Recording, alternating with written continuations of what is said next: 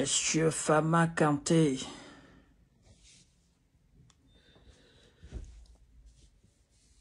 Monsieur Fama Kanté.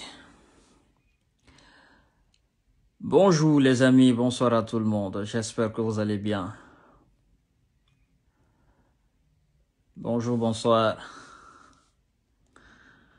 Bienvenue sur la page Jeune Visionnaire. Bienvenue sur votre page préférée.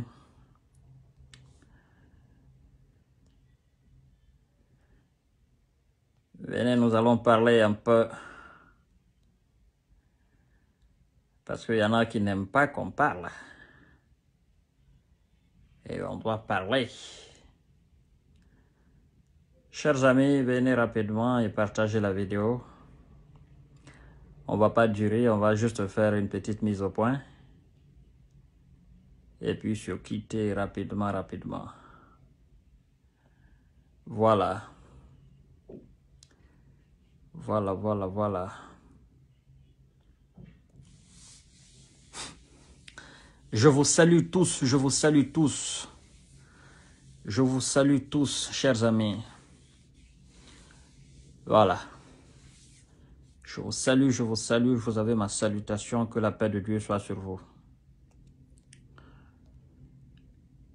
Les amis, nous allons parler de la situation, voilà, j'ai partagé. Nous allons parler de la situation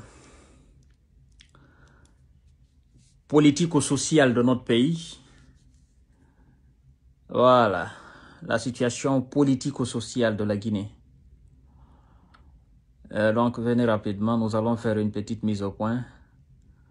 Rose, comment vas-tu? Cissé Abdoulaye. Les amis, venez, nous allons parler un peu. Nous allons parler un peu. Ceux qui sont contents, ceux qui ne sont pas contents, venez tous. Ceux qui sont mécontents, ceux qui sont contents, venez tous.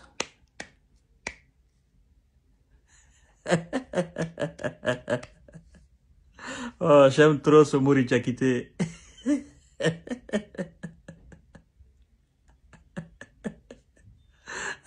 Mouri Diakité, il va me tuer, je vous jure.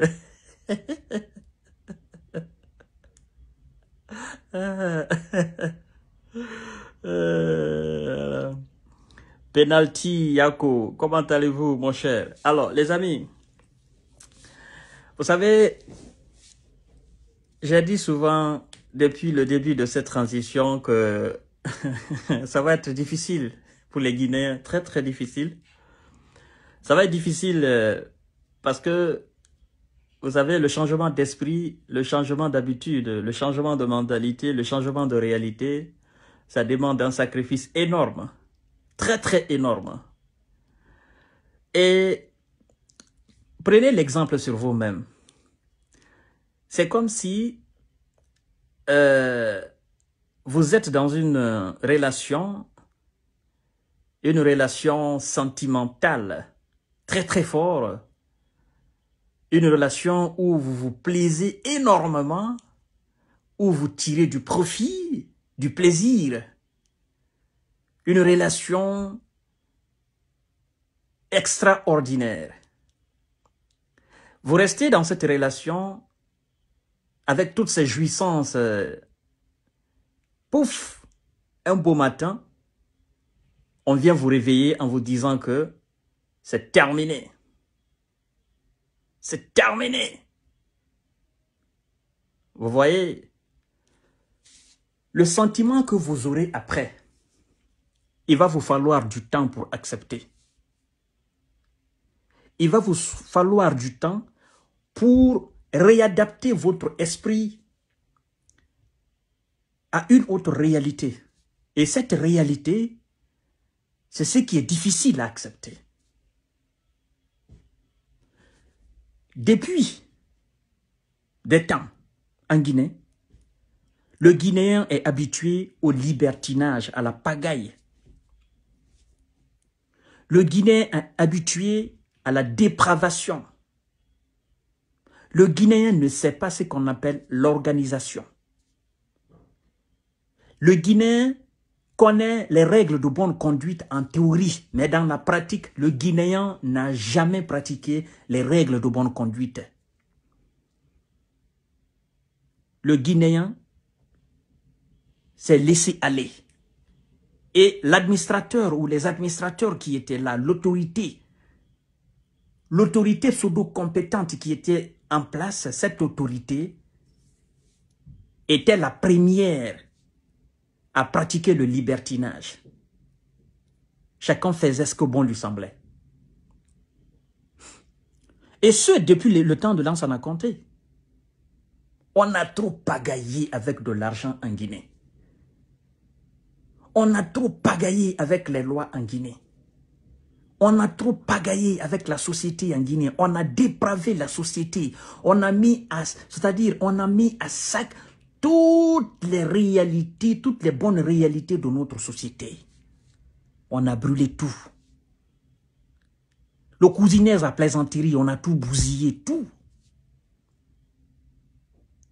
Et donc, quelqu'un vient, c'est-à-dire que 24 ans de Lansana Conté, plus les 11 ans d'Alpha Condé, ça fait 35 ans. Pendant 35 ans, plus les 1 année de Dadis Sekouba, disons maintenant 37 ans. Pendant 37 ans, le Guinéen a vécu dans le libertinage, dans la pagaille totale. Parce que pour les anciens qui ont vécu le régime Ahmed Sékou Touré, les anciens peuvent en témoigner. Le régime Sékou Touré, c'est un régime dictatorial.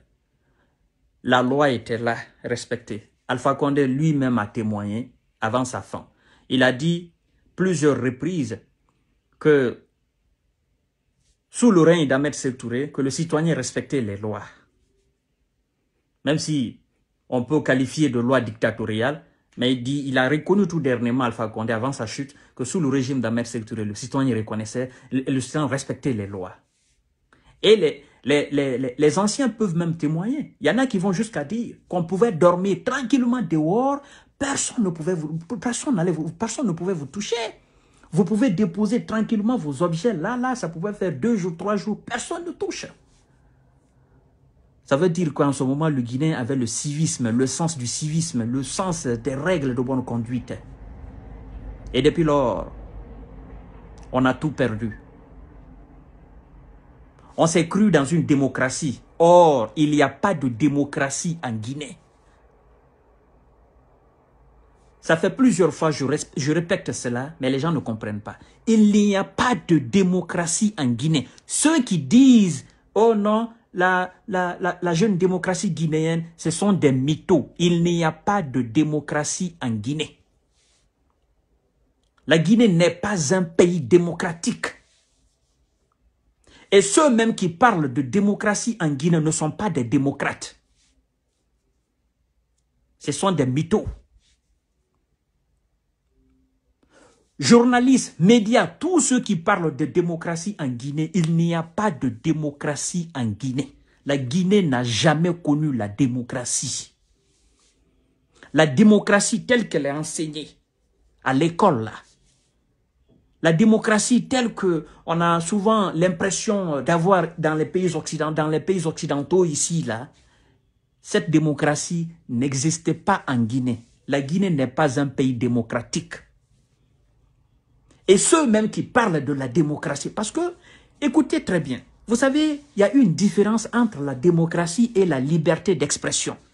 Il y a une différence entre la démocratie et la libre circulation. La liberté d'expression, c'est pas ça la démocratie. Vous comprenez, chers frères? Dans un pays démocratique, on respecte les lois. On dit souvent que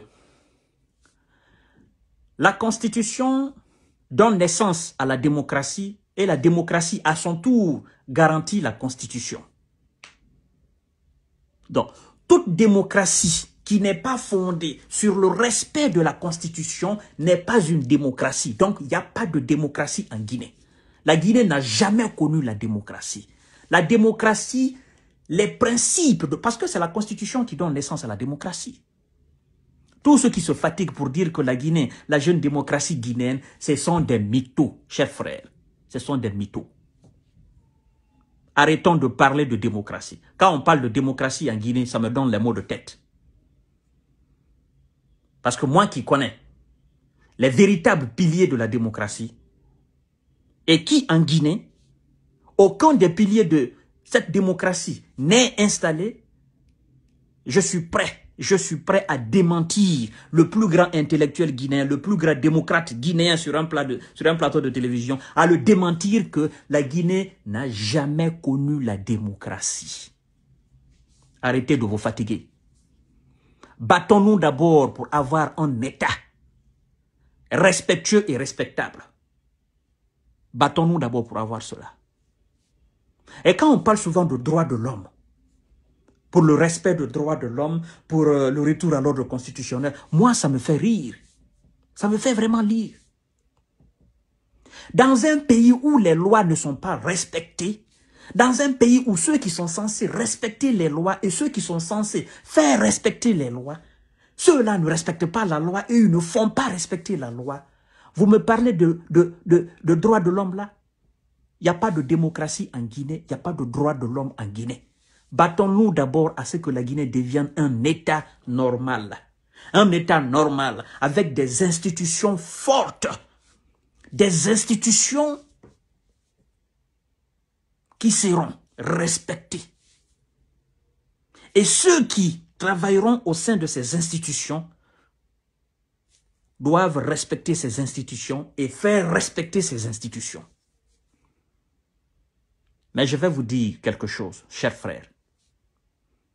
Même si vous envoyez les institutions les plus costauds, les institutions les plus fortes, les institutions les plus réfléchies, les plus intelligentes, les plus grandes en Guinée, en tant que les conditions de respect des institutions ne sont pas créées en Guinée, aucun Guinéen ne va respecter les institutions.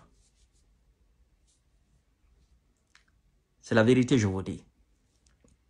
Vous savez, pour respecter les institutions, il faut éviter les violences dans le pays. Et pour éviter les violences, il faut créer les conditions qui permettront aux citoyens de ne pas se révolter ou de ne pas demander des manifestations ou de ne pas descendre dans les rues. La Guinée n'a jamais créé ces conditions. Le colonel Mamadi Doumbouya et le CNRD, le gouvernement Mohamed Beavogui, ils sont confrontés aux conséquences de 36 ans de libertinage. Ils sont aujourd'hui dans les conséquences de 36 ans de gouvernance en Guinée. 36 ans de pagaille, 36 ans de libertinage, 36 ans de je fais ce que je veux. Eux, ils sont aujourd'hui dans ces conséquences. Donc, ce qu'ils sont en train de faire là, c'est un travail très dur. Si vous, on vous mettait à leur place, parmi vous, ceux qui allaient démissionner par manque de compétences ou par manque de sommet, ce sont eux-là qui seront les majoritaires. Ces gens sont confrontés à une réalité très difficile à dépasser. Et dans cette réalité difficile, atroce, ils veulent apporter un changement de mentalité, changement d'habitude. Mais en faisant cela, ils ne vont pas le faire ou ils ne peuvent pas le faire dans la bouche. Ils le font à travers les actes, la création des conditions de changement de mentalité et d'habitude. Pour changer les habitudes d'un voleur, il faut lui donner les conditions.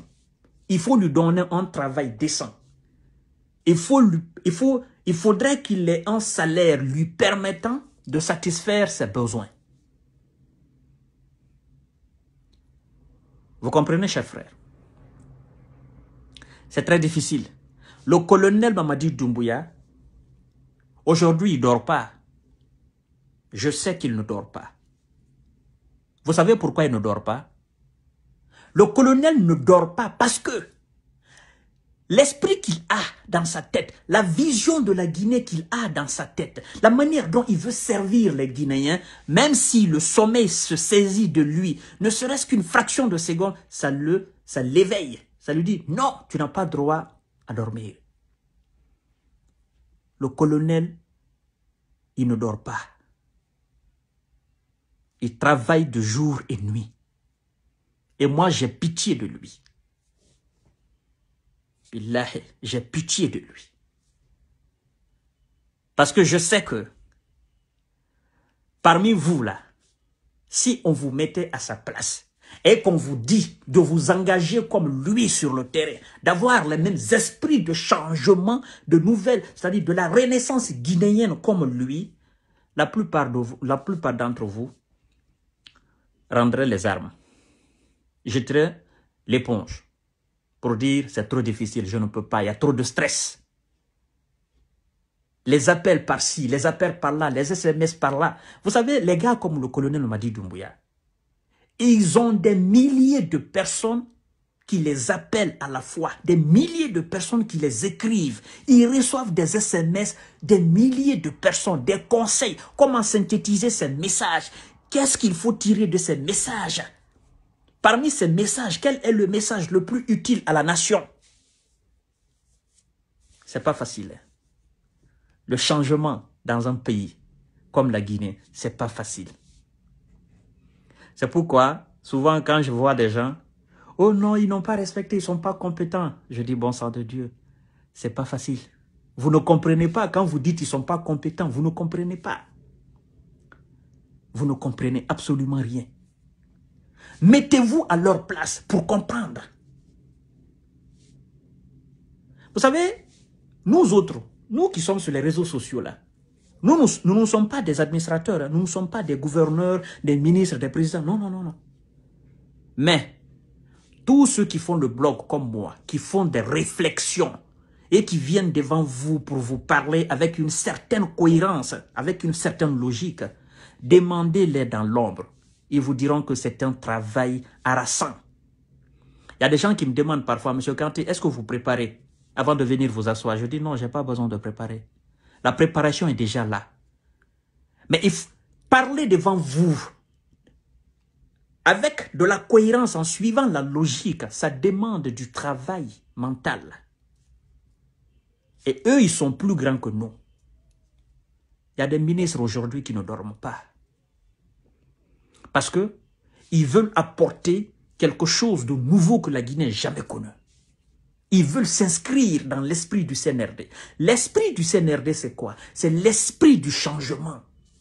L'esprit du coup d'État. L'esprit du coup... Qu'est-ce que moi j'appelle le coup d'État? Le coup d'État, c'est de balayer toutes les anciennes pratiques malsaines de l'administration, de la nation et créer un nouveau système sain. C'est pourquoi quand le CNRD appelle le peuple en disant « nous appelons le peuple à adhérer à l'esprit du CNRD », l'esprit du CNRD, ce n'est pas l'esprit malsain, c'est l'esprit du nettoyage du système malsain. Et l'esprit de la mise en place d'un système sain nous permettant d'être fiers de nous en tant que Guinéens. C'est ça l'esprit du CNRD. Vous allez comprendre un jour. Ceux qui disent aujourd'hui le CNRD veut faire ceci, le CNRD veut faire cela. Non, vous allez comprendre un jour. Moi, je vous comprends, je vous accepte.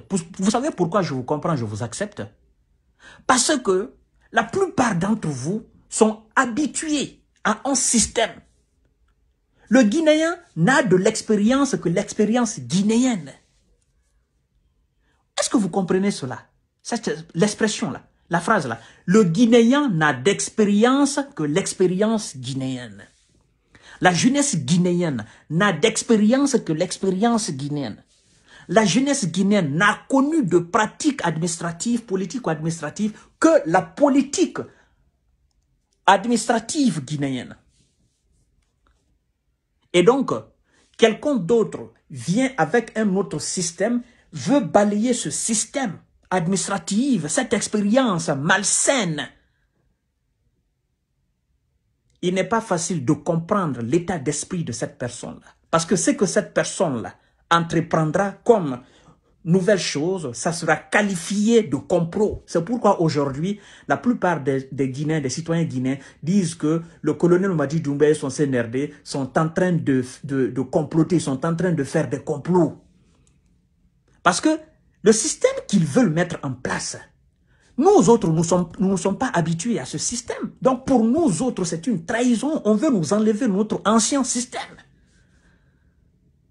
Pourtant, nous sommes très bien conscients de cet ancien système qui a fait de nous des sous-hommes en Afrique et de par le monde.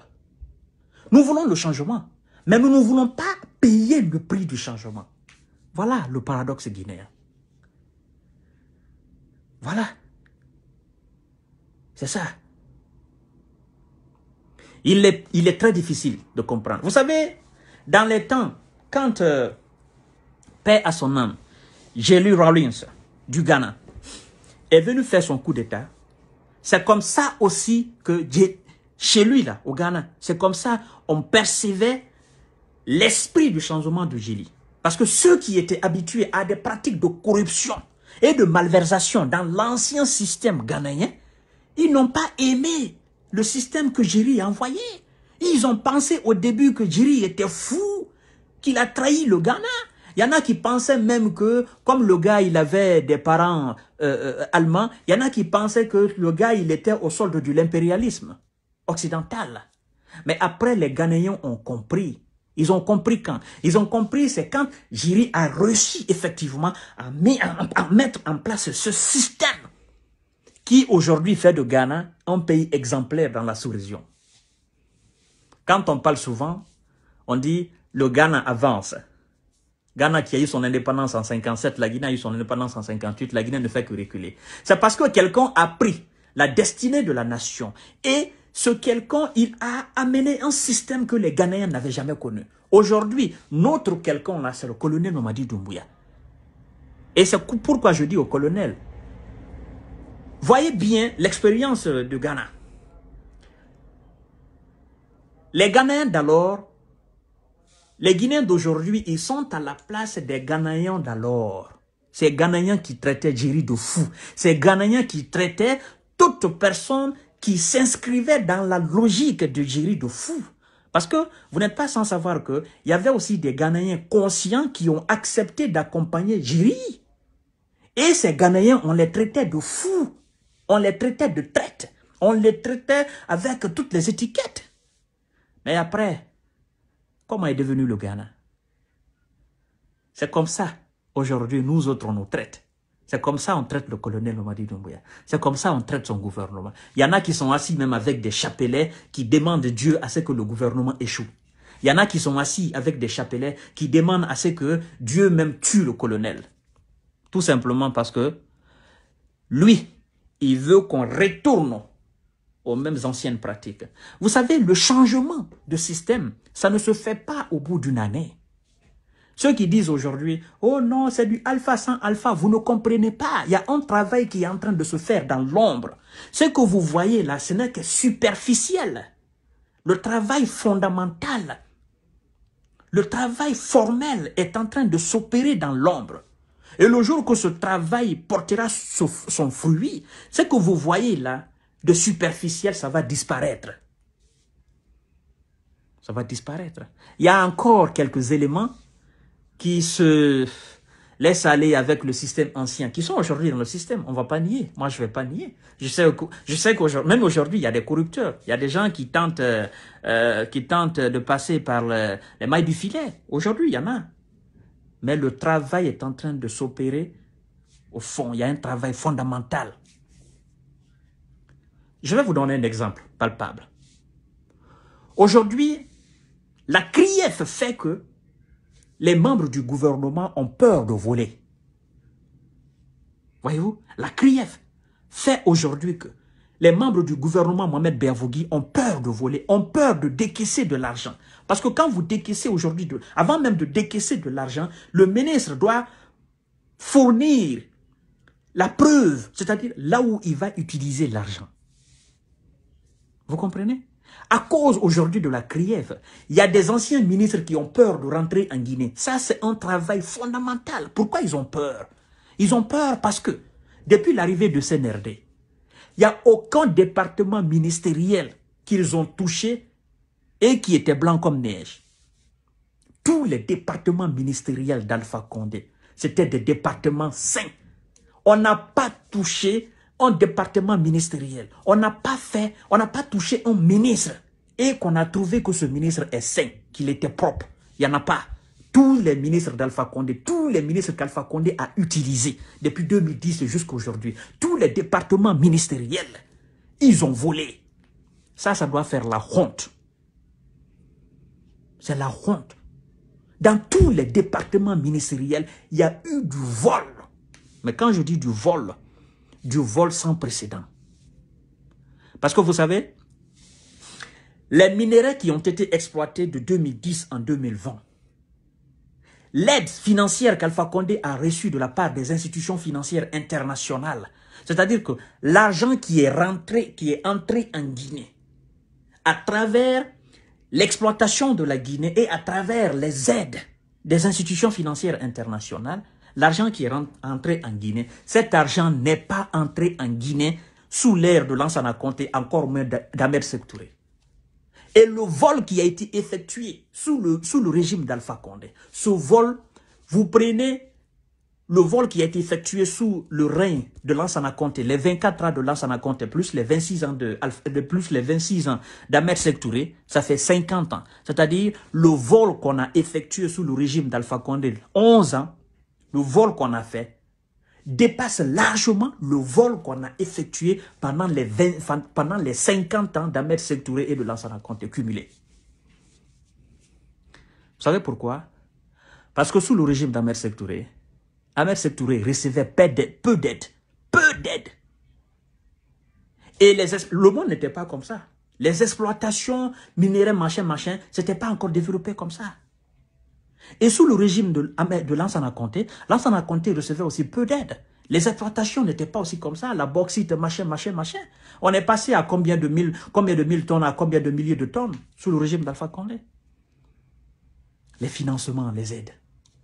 Donc, on a plus volé la Guinée sous le régime d'Alpha Condé que sous le régime de Lansana Conté et Ahmed Sékou Touré. Dans tous les départements ministériels, il y a eu du vol. Et on veut changer cela, on veut balayer cela. Je vous dis, même si on venait à faire aujourd'hui l'audit à titre posthume du simple commissionnaire de l'administration, on trouvera qu'il a volé. Oui. Du ministre jusqu'au dernier travailleur du ministère, on trouvera qu'il a volé. Mesdames et messieurs, le travail de la CRIEF, ça doit vous donner à réfléchir. Et maintenant, je vous pose une question. Vous, les réfléchis guinéens, vous, les intelligents guinéens, je vous pose une question banale. Dites-moi, dans les conditions pareilles, après le 5 septembre, si le colonel Mamadi Doumbouya n'avait pas mis en place la CRIEF et qu'il s'était précipité à organiser les élections rapidement, que M. Cellou Dalein Diallo avait remporté les élections, pensez-vous honnêtement, sincèrement, pensez-vous que Cellou Dalein Diallo, président de la République de Guinée, serait capable d'arrêter M. Kassouri Fofana, de le mettre en prison? Pensez-vous que M. Cellou Dalein Diallo serait capable d'arrêter Mohamed Diané, de le mettre en prison? D'arrêter Albert Damantan Kamara, le mettre en prison? D'arrêter Loseni Nabé, le mettre en prison? D'arrêter les Oye Guilavogui, les mettre en prison? Pensez-vous que M. Cellou Dalein Diallo, président de la République de Guinée, serait capable d'auditionner M. Sidia Touré, ancien ministre, en 96-2000? M. Cellou Dalein Diallo serait capable. Vous savez ce qui allait se passer? Dès qu'il commence seulement ce travail d'audit à titre posthume des anciens ministres d'Alpha Condé, on se dira, oh, c'est un règlement de compte. C'est un règlement de compte. Règlement de compte. Et je vous jure, ça pouvait même envoyer de la guerre civile en Guinée. Parce que qu'est-ce qui allait se passer? Les Guinéens comme nous, au lieu de regarder la nécessité d'auditer ces gens à titre posthume, sachant très bien que les 90% des militants du RPG Arc-en-Ciel sont du Mandingue, on se serait dit, oh, les Peuls sont venus, ils veulent régler leur compte. On a dit ici que Cellou Dalein Diallo, le jour qu'il viendra, le jour qu'il va gagner les élections en Guinée, ben, il va régler des comptes aux Malinqués.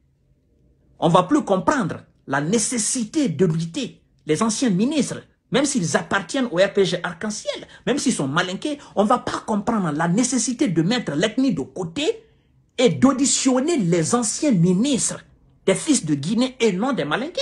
Parce que là, on ne va pas auditionner des malinqués, on va auditionner des anciens ministres guinéens, fils guinéens, qui ont géré la nation guinéenne. Les malinqués, tout ce qui est en cours, tout ce qui est mandingue, ils allaient se lever pour dire « Cellou Dalein Diallo veut régler des comptes aux malinqués ». C'est pourquoi, moi je vous dis, nous devons accompagner le colonel dans ce processus-là. C'est très important. Très, très important. Vous savez, après le coup du 5 septembre, j'ai fait un live ici où j'ai été la première personne à dire que Dieu merci que c'est un malinqué qui a fait le coup Alpha Condé, qui a délogé Alpha Condé. Si c'était un Soussou, ça pouvait encore passer. Si c'était un Guerrier, ça pouvait passer. Si c'était un Koniaki, un Baga, ça pouvait passer.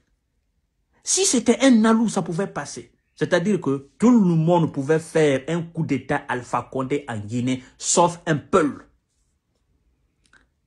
Ça serait qualifié de règlement de compte et de rébellion. Je sais de quoi je parle. C'est pourquoi j'ai dit, alhamdoulilah, c'est un malinqué qui a fait le coup Alpha Condé. Accompagnons le colonel. Aujourd'hui, le colonel ne traque pas des Peuls. Non. Ceux qui sont à la maison centrale, ce n'est pas des Peuls. Ok? Il ne traque pas les Peuls. À la maison centrale, vous avez Mohamed Djani, un malinqué, fils de la Haute-Guinée. Mais on s'en fout, c'est un ministre. Vous avez un Kassouri Fofana, Soussou, fils de la Guinée, ancien premier ministre. On s'en fout, c'est un ministre. Les Oye Guilavogui, vous les voyez. On s'en fout. Donc, le colonel aujourd'hui, c'est-à-dire c'est la personne la mieux placée pour accomplir ce travail. Et nous devons lui donner les moyens qu'il faut. Nous devons l'accompagner. Lui donner les moyens, c'est de l'accompagner et c'est de s'inscrire dans la logique du CNRD. C'est pourquoi moi je me tiens devant vous. Je vous ai dit, même si c'est deux personnes qui me regardent, ça me suffit largement. Et si ces deux personnes comprennent la logique de M. Kanté, qui est d'accompagner le CNRD à faire ce travail, ça me suffit largement. À quoi ça sert d'être suivi par 1000 personnes si 997 personnes sont déjà calées dans leur tête et quoi que tu fasses, ils ne vont pas comprendre. Parce que c'est lui qui veut comprendre, va comprendre. Mais c'est lui qui ne veut pas comprendre. Même si tu envoies le Dieu de la compréhension pour changer son cerveau, le cerveau qu'on va le mettre là, ça sera un cerveau d'incompréhension. Parce que lui, il est déjà formaté, il est opaque. Comprenez, chers frères? J'ai vu et j'ai entendu la déclaration du FNDC. Cette déclaration même qui a été qualifiée par certains journalistes alimentaires en Guinée. Oh non, le FNDC a fait de graves accusations contre le CNRD. Et j'ai pris le temps, j'ai lu ce qu'ils appellent accusations. Moi je dis, mais vous les journalistes alimentaires guinéens là, si vous n'avez pas d'article à écrire, mais restez calme. Allez-y dans les hôpitaux, donc à tout ça là, vous allez trouver quelque chose à écrire.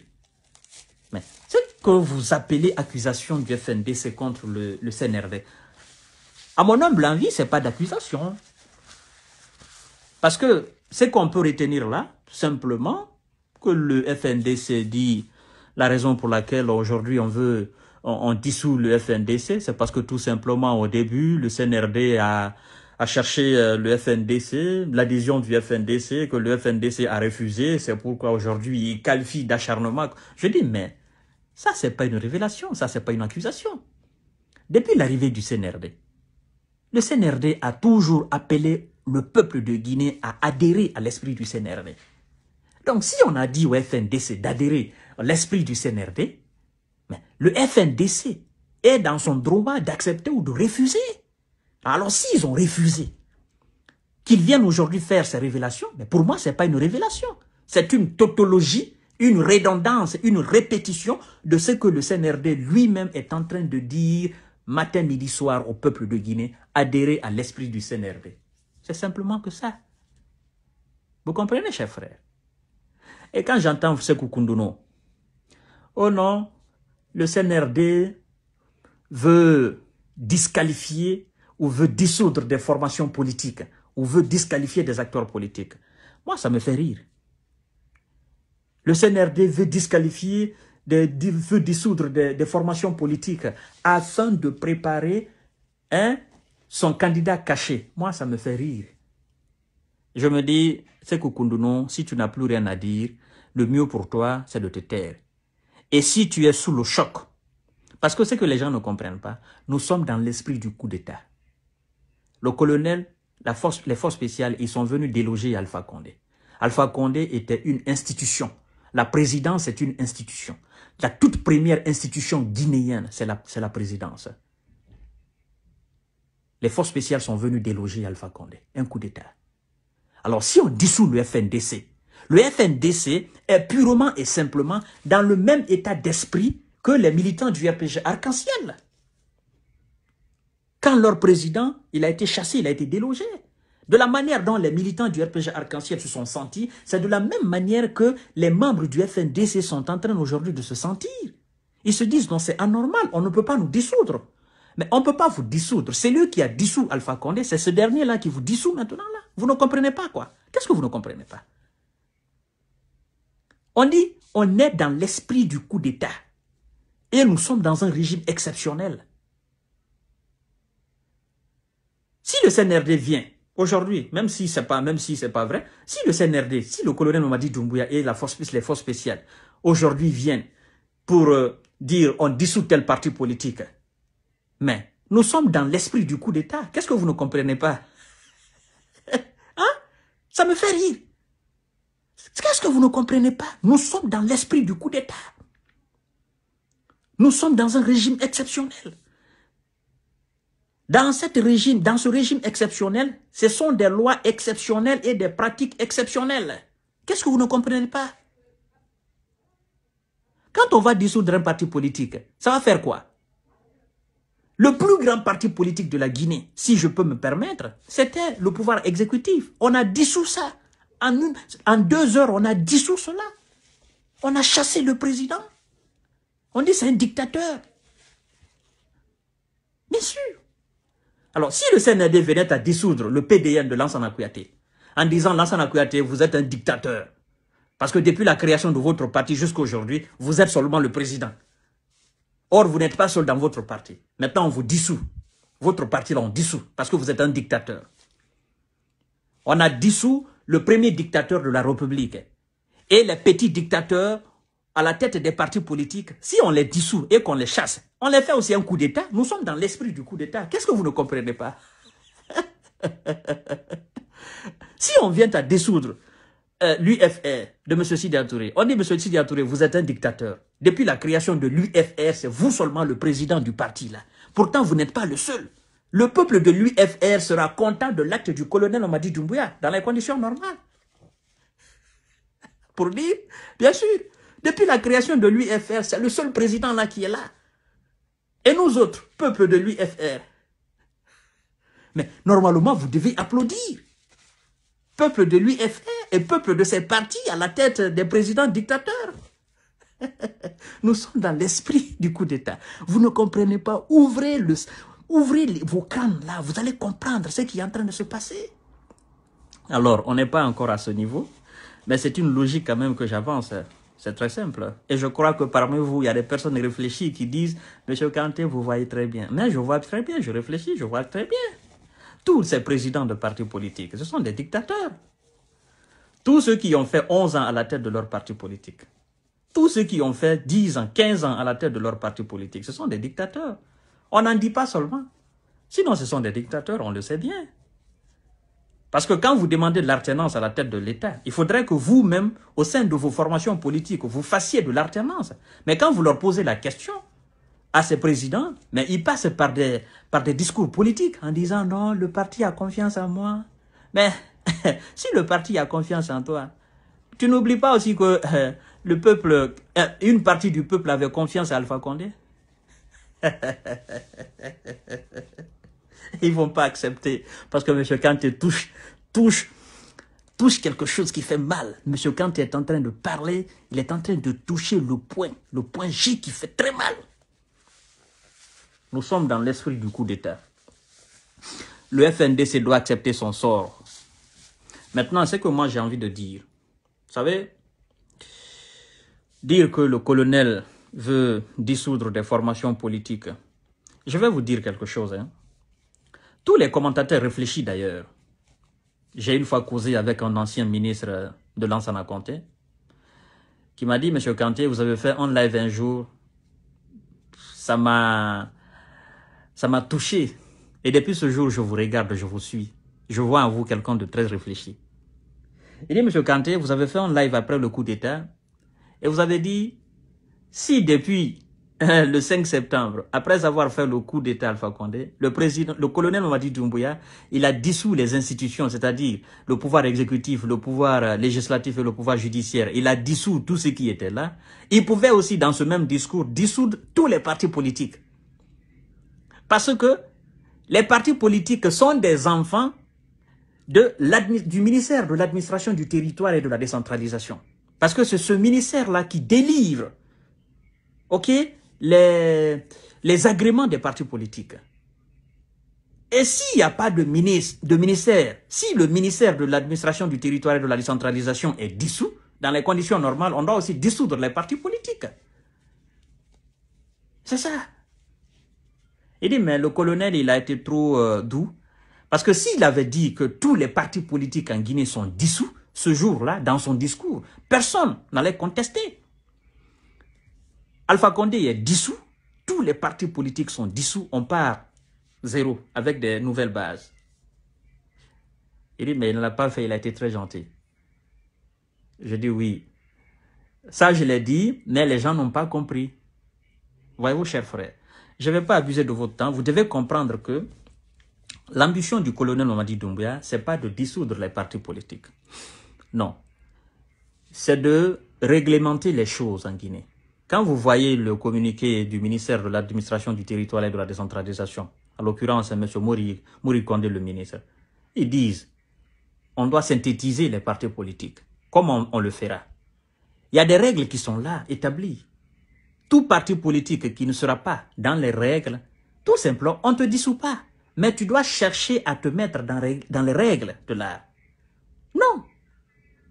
Si la loi dit que les partis politiques doivent avoir des sièges dans les préfectures, dans toutes les préfectures et dans toutes les sous-préfectures, ou bien dans tel nombre de préfectures ou dans tel nombre de sous-préfectures, et que vous, partis politiques, vous avez un agrément, vous n'avez pas de siège dans ce nombre de sous-préfectures ou dans ce nombre de préfectures, ben écoutez, faites en sorte que vous soyez représentés au sein même de ces préfectures et de ces sous-préfectures. Cela n'équivaut pas à la dissolution, non. On vous donne le temps, vous vous mettez en règle. Et puis je vais vous dire quelque chose. Ceux qui disent souvent qu'on veut disqualifier tel parti, tel président de tel parti politique. Vous, les militants, sympathisants des différents partis politiques, vous devez comprendre que l'esprit de vos partis politiques est plus grand que vos présidents de partis politiques. C'est que même si on dit aujourd'hui que Sidia Touré n'est pas président de l'UFR, l'esprit de l'UFR est là. L'UFR en tant que parti politique sera toujours l'UFR. L'UFR doit trouver quelqu'un pour représenter le parti. Même si on dit aujourd'hui que Cellou Dalein n'est pas président de l'UFDG, cela ne veut pas dire que l'UFDG est mort. Non, l'UFDG est structuré, il y a les vice-présidents. À ce que je sache, après Cellou Dalein Diallo, c'est Dr Ousou Fofana. Donc, même si on venait aujourd'hui à dire que Cellou n'est pas président de l'UFDG, mais l'UFDG a un président qui est le vice-président de l'UFDG, Dr Ousou Fofana, et qui peut conduire le parti très loin. Et si Dr Ousou Fofana n'est pas aussi apte, il y a aussi un troisième vice-président. Il y a un deuxième vice-président, il y a un troisième vice-président. C'est ça. L'un parti, c'est la succession. Le parti ne doit pas mourir parce que quelqu'un est parti, parce que le président est parti. Maintenant, vous qui ne comprenez pas la politique, vous qui dites souvent que si tel président n'est pas candidat, moi je ne voterai pas, ça veut dire tout simplement que tu n'aimes pas le parti du candidat. Parce que si le candidat n'est pas là et que toi tu ne votes pas pour le parti, c'est que tu n'aimes pas le parti. Toi tu aimes la personne mais tu n'aimes pas le parti. C'est ça. Parce que je vois des militants de différents partis politiques, notamment l'UFDG et l'UFR, qui disent « Non, si Cellou n'est pas président, nous, on ne votera pas pour un autre président. » Ça veut dire que c'est Cellou seulement vous voulez, vous n'aimez pas le parti, vous n'aimez pas le progrès du parti. Le parti doit rester, le parti doit être représentatif. C'est ça la politique. Et comprenez ça, mettez ça dans votre tête. Donnez du poids à vos vice-présidents. Respectez vos vice-présidents. Prenez vos vice-présidents comme vous prenez aussi vos présidents. C'est comme ça. Mais si vous délaissez votre parti, c'est pas bon. Donc, le CNRD ne peut pas et ne veut pas dissoudre un parti politique. Non. Ça, c'est du pipeau. Ça, c'est de l'imagination. Ce n'est pas le but du CNRD. Et quand on dit souvent que le CNRD a un candidat caché, moi, ça me fait rire. Parce que je me dis, ce candidat-là, vous savez, pour être candidat à une élection présidentielle, soit vous êtes un candidat libre, ok. Mais ce candidat-là, quand est-ce qu'il va créer son parti? Et quand est-ce qu'il va mobiliser des militants? Quand est-ce, lui, il sera un candidat influent? Parce que le CNRD, même s'il a l'envie de donner le pouvoir à un candidat caché, vous pensez qu'ils sont fous de donner le pouvoir à quelqu'un que les Guinéens ne connaissent pas? Ça va créer de la tension dans le pays. Non. Non. Ça, c'est de l'imagination. Le CNRD ne peut pas donner le pouvoir à quelqu'un en Guinée comme ça, banalement, parce que c'est le candidat du CNRD. C'est fou quand même. Même moi-même, je vais combattre cela. Personne ne peut pas accepter cela. Vous aussi. On ne peut pas sortir quelqu'un de nulle part pour dire vous êtes le candidat. Et puis vous avez gagné les élections. Non. C'est fou. Il y a des partis politiques en Guinée. Des très grands partis politiques que nous, le peuple, nous connaissons. Le CNRD veut juste nettoyer la Guinée. C'est tout. Et acceptons qu'il nettoie. Accompagnons-les. C'est tout. Ceux qui n'aiment pas le CNRD, vous allez souffrir. Parce que le CNRD, c'est la force. Vous comprenez? C'est la force. Et la force inspire le respect. Ceux qui n'aiment pas Poutine aujourd'hui, là, ils sont en train de souffrir. Poutine, c'est la force. Vous comprenez? Quand tu n'aimes pas la force, là, mais tu vas souffrir dans ta peau. Quelqu'un qui est plus fort que toi, et tu es son ennemi, mais tu vas souffrir dans ta peau. Parce que tu ne peux absolument rien contre lui. Aujourd'hui, les Occidentaux, ils ne respectent pas. C'est pas parce qu'ils respectent. Non, non, ils ont peur de lui. Et cette peur inspire le respect à Poutine. À bon entendeur, salut. Je prie Dieu que vous compreniez. Merci beaucoup, chers frères. Bye.